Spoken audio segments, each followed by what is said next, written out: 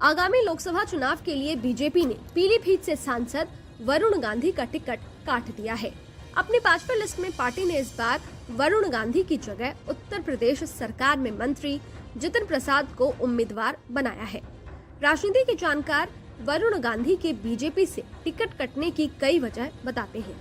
हालांकि वरुण गांधी का टिकट क्यों कटा, इसके पीछे की वजह क्या है, केंद्रीय मंत्री नितिन गडकरी ने एक निजी चैनल को दिए इंटरव्यू में बताया है। दरअसल बीजेपी की 5वीं लिस्ट में मेनका गांधी और वरुण गांधी की टिकट का सस्पेंस खुला, जिसमें मेनका गांधी को तो बीजेपी ने सुल्तानपुर से टिकट दे दिया, लेकिन बेटे वरुण गांधी को बीजेपी ने बेटिकट कर दिया। 5वीं लिस्ट में मेनका और वरुण गांधी का सस्पेंस क्यों खुला, इस पर केंद्रीय मंत्री नितिन गडकरी ने कहा कि पहली लिस्ट राज्य के हिसाब से होती है, प्रदेश की टीम पार्लियामेंट्री बोर्ड के साथ चर्चा करती है, उसके अनुसार स्टेप बाय स्टेप फैसला होता है। ये बहुत स्वाभाविक पद्धति होती है। आपको बता दें कि पीलीभीत सीट पर 90 के दशक से ही मेनका गांधी का दबदबा रहा है।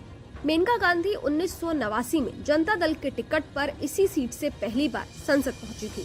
1991 में इस सीट से बीजेपी को जीत मिली थी, लेकिन 1996 में फिर मेनका गांधी को जनता दल के टिकट पर जीत मिली।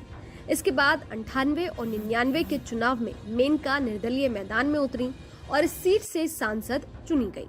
साल 2004 में मेनका ने बीजेपी का दामन थामा और वो फिर चुनाव जीत गई, लेकिन साल 2009 के लोकसभा चुनाव में बीजेपी ने उन्हें आंवला से प्रत्याशी बनाया और पीलीभीत से उनके बेटे वरुण गांधी को मैदान में उतारा।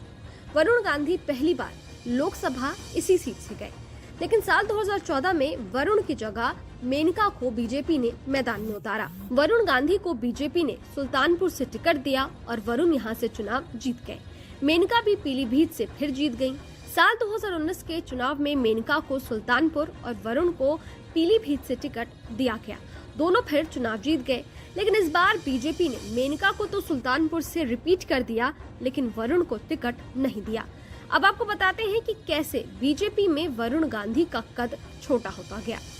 वरुण गांधी के पिछले कुछ सालों की अगर बात करें तो कभी उनकी छवि फायर ब्रांड नेता की बन रही थी, लेकिन साल 2016 के बाद हालात धीरे धीरे बदलने लगे।